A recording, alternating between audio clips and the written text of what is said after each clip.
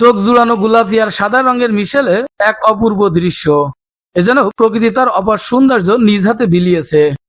দূর থেকে তাকালে মনে হবে কেউ যেন ফুলের বিছানা পেতে রেখেছে। প্রিয় দর্শক, জলজ ফুলের রানী হিসেবে খ্যাত এই পদ্ম ফুল, সেরকম একটি পদ্ম বাগানে আমরা চলে এসেছি। এই পদ্ম বাগানটি যশোরের অভয়নগর উপজেলার সিদ্ধিবাসা ইউনিয়নের রামনগর বিলে অবস্থিত।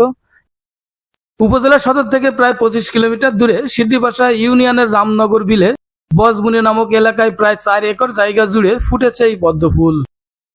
স্নিগ্ধ ভোর অথবা পড়ন্ত বিকালে বিলের জলে মাথা উঁচু করে ফুটে থাকা পদ্ম যেন ছড়িয়ে দিচ্ছে প্রকৃতির অনন্য সৌন্দর্য। পদ্ম ফুলের উপর উড়াউড়ি করছে নানা প্রজাতির পাখি। এই অপরূপ সৌন্দর্য উপভোগে আসছে প্রকৃতি প্রেমীরা। আমাদের বিলের ঐতিহ্য এই পদ্ম বাগান। আমরা এই বিলে প্রত্যেকদিন আসি এবং এই পদ্ম বাগান দেখি, অনুভব করি, আমাদের খুব ভালো লাগে।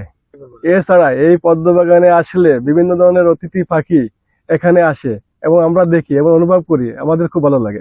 জলজ ফুলের রানী হিসেবে খ্যাত আমাদের এই পদ্ম ফুল। এখানে অনেক দূর দূরান্ত থেকে মানুষ আসে, এটা আমাদের বিলে ফুটেছে। অনেক দূর দূরান্ত থেকে মানুষ আসে এটা দেখার জন্য।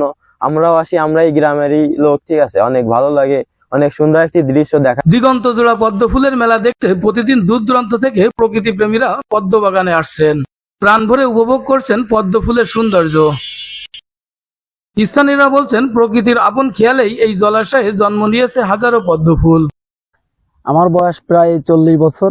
আমি দেখে আসতেছি দীর্ঘদিন ধরে। এখানে আমার জন্মের পর থেকে এখানে পদ্ম ফুল ফোটে প্রায় 8-10 বিঘা জমিতে। আরো বিভিন্ন জায়গাতে লোকজন আসে। আর আমরা অনেক দূর থেকে শুনছি এখানে একটা পদ্ম বিল আছে। আজকে দেখতে আসলাম আমি আর আমার বন্ধু, দেখতে অনেক ভালো লাগতেছে।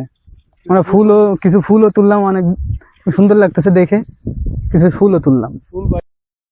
প্রকৃতির এই অপরূপ সৌন্দর্যকে সংরক্ষণের ব্যবস্থা করার কথা বলছেন ইউপি সদস্য মোহাম্মদ আকবর খান।